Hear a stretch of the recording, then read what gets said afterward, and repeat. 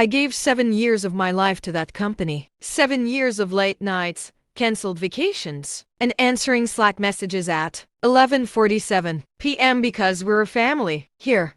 I believed it. I really did. I worked for a fast-growing marketing firm in Chicago. When I started, there were only 12 of us crammed into a shared office above a pizza place. By the time this happened, we had 2 floors downtown, a fancy espresso machine, and a CEO who suddenly forgot who built the foundation. Her name was Amanda. Amanda liked to call herself a visionary. She posted inspirational quotes on LinkedIn and talked about empowering women in leadership. Meanwhile, I was the one cleaning up her mistakes before client meetings and rewriting her half-baked proposals at midnight. Last fall, she called me into her office. "I've been watching you," she said, smiling like she was about to hand me the world. "You're ready for more responsibility." I almost cried. I had been leading projects unofficially for over a year. I trained new hires. I handled our biggest client when Amanda needed personal time.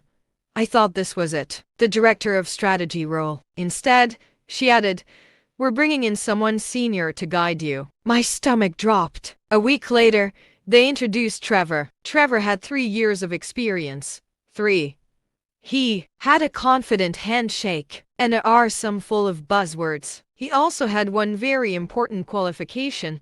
He played golf with Amanda's husband. Trevor was now my boss. I smiled through the introduction meeting. I showed him our systems. I walked him through client histories. I gave him everything. And within 2 weeks, he was presenting my campaign ideas as his own. At first, I thought maybe I was being sensitive. Maybe I needed to lean in harder. Then came the board presentation. I spent an entire weekend building a growth strategy deck, data analysis, competitor breakdown, creative positioning. I emailed it to Trevor Sunday night so he could review. Monday morning, I sat in the conference room while he stood at the front, flipping through slides I created. Not once did he mention my name. When the board applauded, Amanda beamed at him like he had discovered fire. After the meeting, I pulled her aside. "I just wanted to clarify," I said carefully, "that I built that strategy." She sighed like I was inconveniencing her. "You need to be more of a team player," she said. "Trevor represents leadership now. Your job is to support that." Support that. I felt something shift in my chest. Not anger.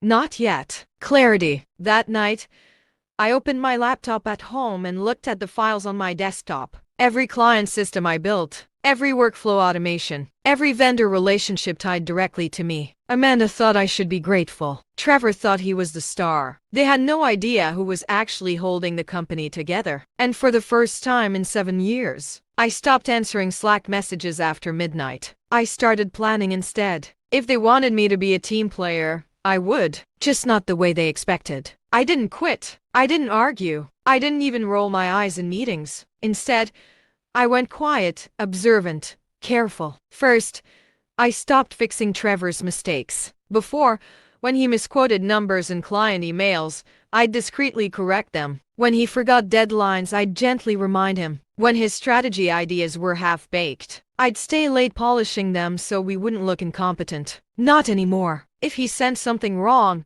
I let it go out wrong. If he promised unrealistic timelines, I documented it in writing, per Trevor's direction. "We will deliver by Friday."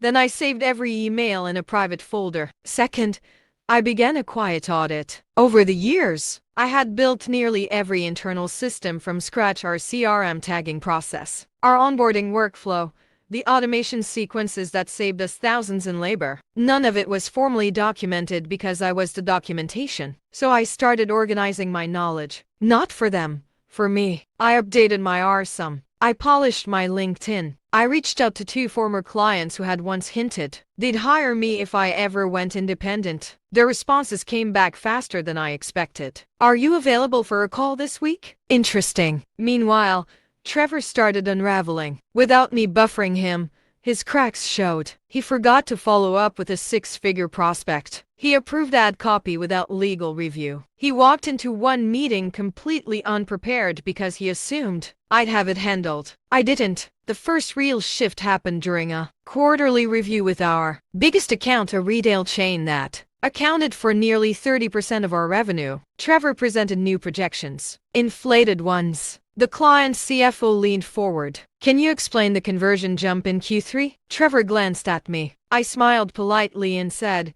those projections were adjusted by Trevor last week. I defer to him on the updated assumptions. Silence. Trevor stumbled. He contradicted himself twice. The CFO's expression hardened. After the meeting, Amanda called me into her office again. Why didn't you back him up? She demanded. I didn't want to overstep, I said calmly. You said he represents leadership. Her jaw tightened. That was the moment she realized something had changed. But she still underestimated me. Because while they were scrambling to manage client dissatisfaction, I was having evening Zoom calls with two of our former accounts, both unhappy with Trevor's strategic direction. They weren't loyal to Amanda. They were loyal to results. And results had always been me. By the end of that month, I had something better than revenge. I had leverage, and Trevor still thought I was just a supportive subordinate taking notes in meetings. He never noticed I had stopped taking notes for him. I was taking notes for myself. Leverage is a strange kind of power. It doesn't shout. It doesn't slam doors. It waits. By November,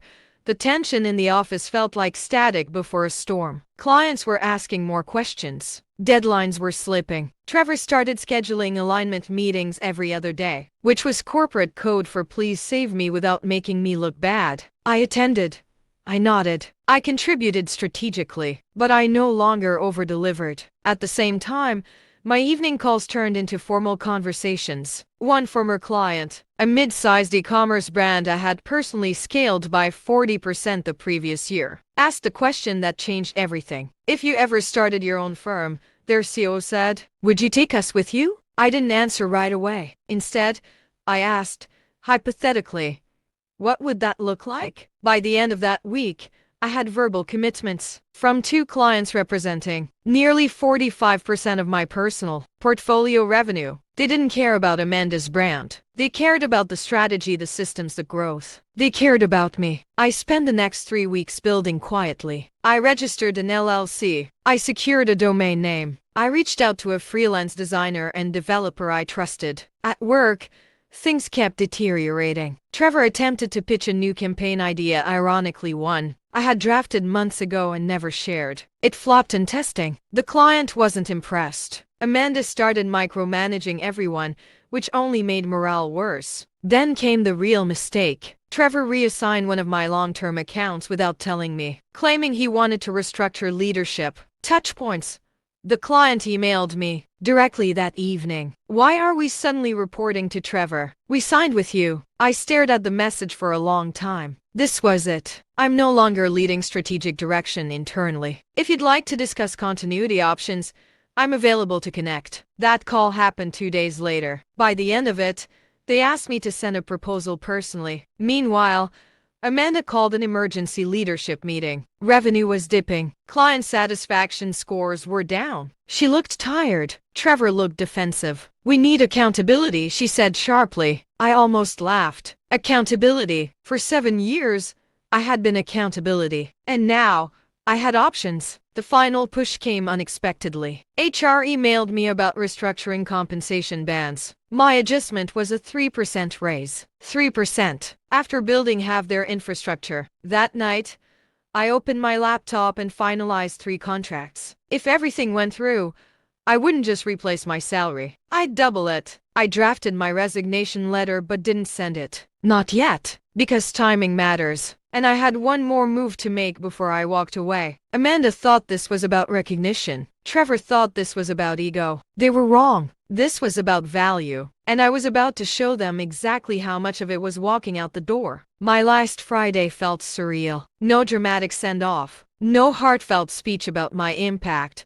Just a stiff handshake from HR and a forced, "We wish you the best." Amanda didn't come out of her office. Trevor stayed glued to his screen. But the real chaos started the following week after I was officially gone. I know because my phone wouldn't stop buzzing. Former co-workers texted me updates like they were reporting live from a disaster zone. Retail account officially pulled. E-commerce brand gave notice too. Trevor just canceled 3 meetings because he needs time to reassess strategy. Apparently, Amanda had tried to step in personally with the retail chain's board. It didn't go well. The CFO asked specific technical questions about campaign infrastructure, the kind only I had managed. There were long pauses on the call, awkward ones. The systems I built weren't plug and play. They were layered with logic, data flows, automation triggers. I had documented enough to be professional, but not enough to make myself replaceable overnight. For years, I made their operation efficient. Now they had to understand it. And that's when it hit them. It wasn't Trevor's vision driving results. It wasn't Amanda's motivational speeches. It was execution,